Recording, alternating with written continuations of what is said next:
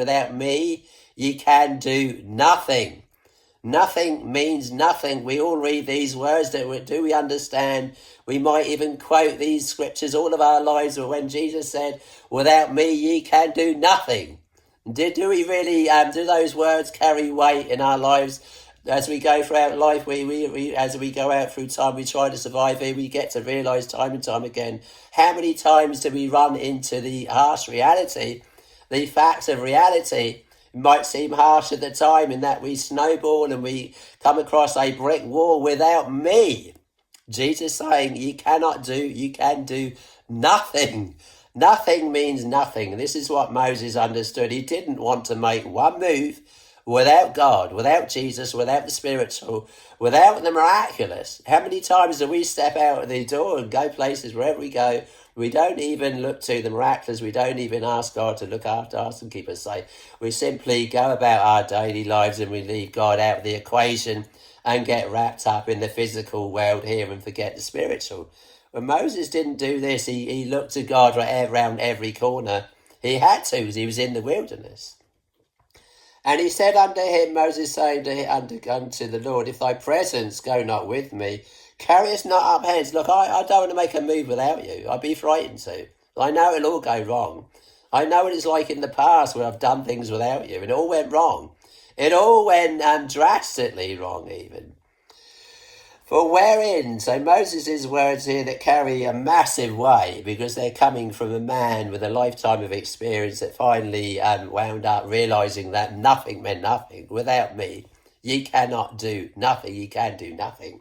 Abide in me and I in you, as the branch cannot bear fruit of itself, except it abide in the vine. No more can ye without me. For without me, Jesus saying, ye can do nothing. Nothing means nothing. Moses understood this. But wherein shall it be known here that I and thy people have found grace in thy sight? Is it not in that thou goest with us? The fact that God was with him, the fact that God was with those people that followed Moses, the fact that God was with those people that were following the angel that was talking to Moses, which was the voice of God in the angel, which was the name of God in the angel, God sending the angel and saying, my name is in him.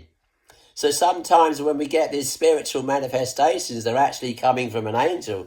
We might not understand it or know it ourselves, but we could very well be listening to an angel when we feel we're listening or getting even thoughts which we think are coming from ourselves. Often our thinking and the thoughts that come into our head, we wonder where they come from. And we conclude, though, they must be coming from God himself. We might not be able to be like Moses and assume that we're talking to God face to face as Moses did. We might not be very good at getting specifics, but very often these voices, these sense of reality and spiritual manifestations in the presence of the Lord are coming from what you might call, and what you do call, what the Bible calls, an angel of his presence. Now Moses wants to see the Lord himself. And wherein shall it be known here that I and thy people have found grace in thy sight? Is it not that thou goest with us? The fact that God's with them proves they found grace in thy sight. So shall we be separated, I and thy people, from all the people that are upon the face of the earth. How many people operate in this world is looking to the presence of the Lord? How many people, how many of us go about our daily lives and we just simply don't look to the presence of the Lord? That we're frightened of making a move without the presence of the Lord? Not many, and therefore if we do, maybe remotely or more, then we're separated from all the people of the world here, because most people here, pretty much everyone, looks to the material, to the physical. Very much wrapped up in the material physical world. Many of us feel we can't survive without the spiritual. Therefore, we're at odds with the day and age we're living in, because not many these days look to the spiritual. Not many people feel they can't survive without the spiritual. Moses knew full well that he couldn't survive one day, 1 week, 1 minute, one split second of a second without the miraculous. And the Lord said unto Moses, I will do this thing. So wherein shall it be known here that I and thy people have found grace in thy sight? He's asking to see the Lord. Is it not that thou goest with us? So shall we be separated, I and thy people, from all the people that are upon the face of the earth. In that he's looking to the miraculous. And the Lord said unto Moses, I will do this thing also that thou hast asked me. So he's asking to see the Lord, the very God that's leading him through the wilderness, that sent the angel. And the Lord said unto Moses, I will do this thing also that thou hast spoken, for thou hast found grace in my sight, and I know thee by name. God sent Moses. And he said, I beseech thee, show me thy glory. And he said, I will make, so Moses saying, and he said, I beseech thee, show me thy glory. He's asking to see the Lord himself, the Lord that sent the angel. And he said, I will make, and he said, so God said, the Lord said, right? And he said, I will make all my goodness pass before thee. And I will proclaim the name of the Lord before thee, and will be gracious to whom I will be gracious, and will show mercy on whom I will show mercy.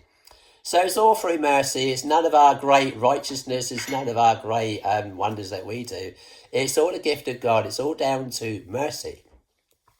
And he said, thou canst not see my face, for there shall, this is the Lord speaking, and he, right, the Lord said, thou canst not see my face, for there shall no man see me and live.